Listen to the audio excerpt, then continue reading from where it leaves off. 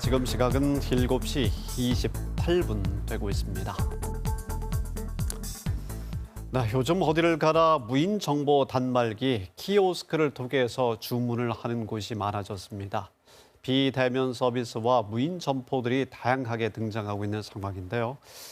이런 무인화 경향으로 일자리는 줄어들고 있는 상황입니다. 이슈앤 토크에서 우리 지역에 미치는 영향을 자세히 살펴보겠습니다.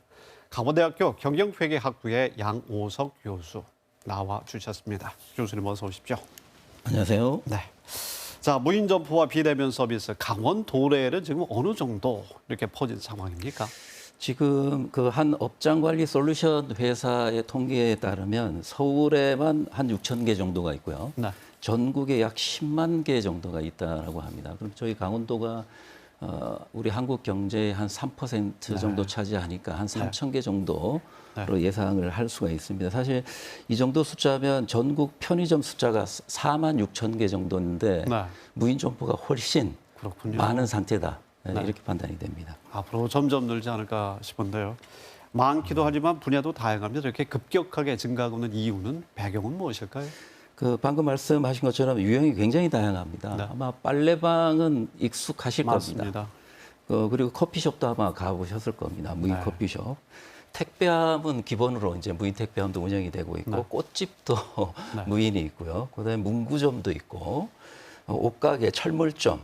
네. 그리고 가장 많이 사용하실 것 같은 밀키트 무인 점포가 많이 그러네요. 있습니다. 네. 사실 잘 아시다시피 코로나 사태로 소기업 소상공인들이 많은 디지털 혁신 분야에 관심을 갖게 되는데 실제로 제조업이 IT 활용 지수가 52.5인 반면에 비제조업은 70%가 넘습니다. 네.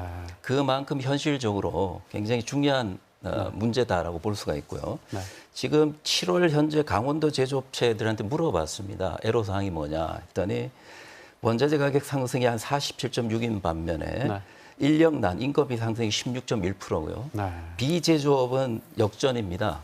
원자재 가격 상승 애로점이 17.5%인데 오히려 인력난, 인건비 상승이 32%입니다. 사실 잘 아시다시피 무인 점포는 대부분 소기업 소상공인들에 해당되는 도소매 업종이거든요. 여기는 지금 현재 저희들이 알고 있는 근로시간 단축제라든가 최저임금제로 더더욱 어려운 상황이기 때문에 어떻게 하든지 돌파구를 디지털 혁신에서 찾고 있다. 이렇게 말씀을 드리고 싶습니다. 어려운 경제 환경, 시작의 요구, 기술 이것이 융합되면서 상황이 되고 있는데 긍정적 효과, 부정적 효과를 좀 짧게 압축해서 말씀해 주시면 좋을 것 같습니다. 사실 소기업 소상공인들이 가장 어려워하는 것이 인력난인데 그 부분에서 문제 해결이 어느 정도 되고 있다라고 볼 수가 있고요. 현재 지금 그 무인 점포를 중심으로 해서 최근 3년 동안 매출액이 30% 이상 증가를 했습니다. 이렇게 되면 어려운 시점에서 우리 그 도소매 업자들에게는 굉장히 중요한 디지털 혁신의 어떤 새로운 비즈니스 모델로서 중요하다, 필수다라고 볼 수가 있고요.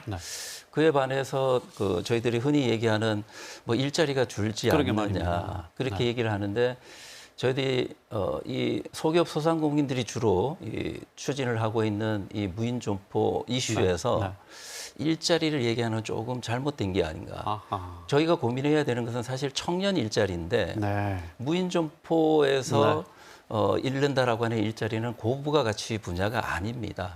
그래서 이런 분야에서의 염려보다는 저희들이 또 다른 어떤 양질의 일자리 부분을 다른 돌파구에서 마련을 하는 것이 필요하다 이렇게 보입니다. 양질의 일자리에 포커스를 맞춰야 되겠군요.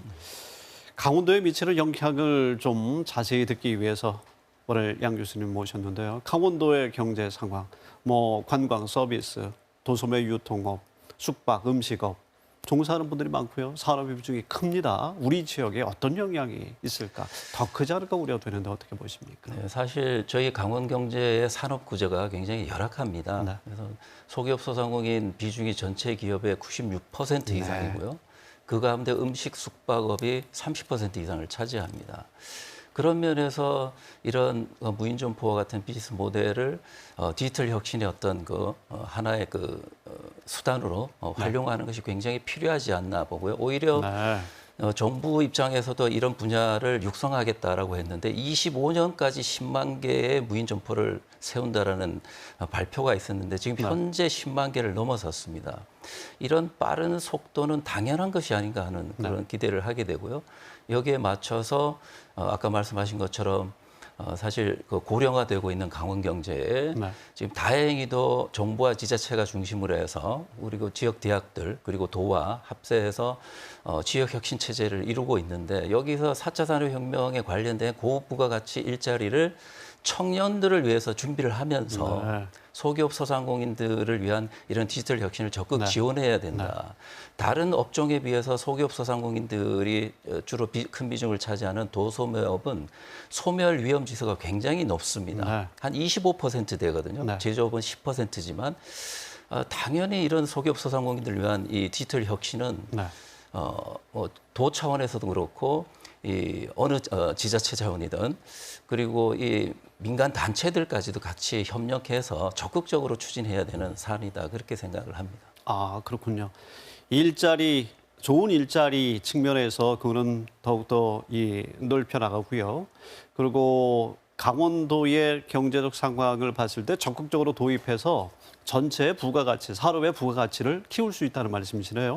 네, 그렇습니다. 사실 저희가 지금 도가 정부랑 추진하고 있는 것은 그 4차 산업혁명을 위한 오늘 뉴스에서도 말씀하셨습니다만은 정밀의료, 디지털 헬스케어 그리고 저희 뭐 수소 에너지 이런 쪽인데 이 분야에서는 사실 그 소기업 소상공인들이 함께 협력할 수 있는 그 자리가 녹록지가 않습니다. 그래서 이런 부분은 저희 그 강원도 경제의 미래를 위한 먹거리를 위해서 준비해야 되는 중장기적인 산업 분야고 또 소기업 소상공인들은 당장 단기에 생존이 어렵지 않습니까? 그래서 이런 다른 돌파구보다는 이 인력 난도 어렵고 여러 가지가 어려운 상황인데 디지털 혁신을 통해서 소기업 소상공인들이 비즈니스 모델 자체를 바꾸는 것이 굉장히 중요하지 않나 그렇게 강조의 말씀을 드리고 싶습니다. 네, 맞춤형 전략에 대해서 말씀을 해주셨는데요. 그것과 함께 앞으로 조금 더 멀리 봤을 때 어떤 환경이 될까 그 전망도 좀 해주시면 좋을 것 같습니다.